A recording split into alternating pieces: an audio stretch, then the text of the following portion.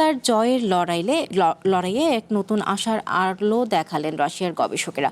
সম্প্রতি দেশটিতে তৈরি ক্যান্সারের টিকা প্রথমবারের মতো মানব শরীরে প্রয়োগের পর ইতিবাচক ফলাফল পাওয়া গেছে। চিকিৎসকরা জানান, টিকা নেয়া প্রথম রোগী বর্তমানে সম্পূর্ণ সুস্থ আছেন।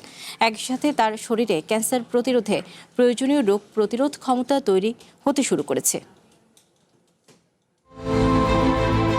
ক্যান্সার চিকিৎসায় আশার নতুন আলো দেখাচ্ছে রাশিয়া। দেশটির গবেষকদের দাবি, নিজেদের তৈরি ক্যান্সারের টিকা প্রথমবারের মতো মানব শরীরে সফলভাবে কাজ করতে শুরু করেছে। মেলানোমা অর্থাৎ ত্বক ক্যান্সারে আক্রান্ত প্রথম রোগীর শরীরে দেখা গেছে ইতিবাচক পরিবর্তন।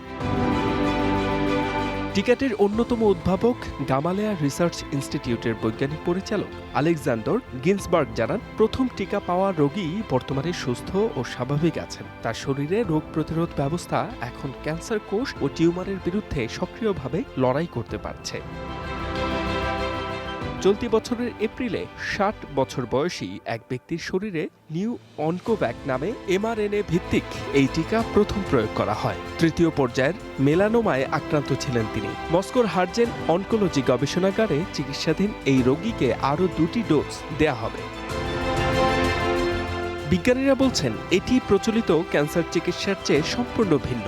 এই পদ্ধতিতে রোগীর টিউমার ও সুস্থ কোষের জিনগত বৈশিষ্ট্য বিশ্লেষণ করে প্রতিটি মানুষের জন্য আলাদাভাবে কাস্টমাইজড টিকা তৈরি করা হয়। এটি মূলত শরীরের রোগ প্রতিরোধ ব্যবস্থাকে ক্যান্সার কোষ চিনে নিয়ে তা ধ্বংস করতে শেখায়।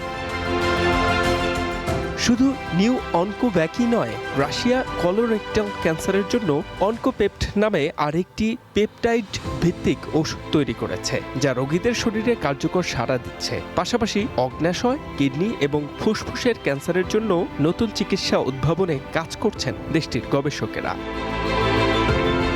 পরবর্তী ১.৫ থেকে ৩ মাসের মধ্যে আরও ১০ জন রোগীর জন্য এই বিশেষায়িত টিকা প্রস্তুত করা হবে বলে জানিয়েছে রাশিয়ার স্বাস্থ্য মন্ত্রণালয়। H M Ataullah, one international desk.